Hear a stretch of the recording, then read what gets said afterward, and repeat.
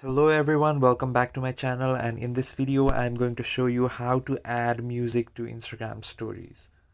So it's very simple and easy to do. You just have to swipe the screen and just select the photos you're going to upload, and here you can see the music sign and click on this. You can just choose any music or search it from here.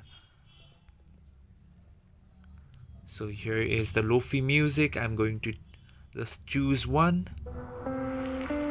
Yes, and you can just select the duration time also. So I'm going to select the 10-second one, and you can also choose icons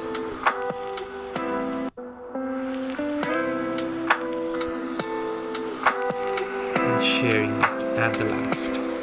So in this way you can just add music to your Instagram stories. Thanks for watching the video, and please follow for more contents. Thank you.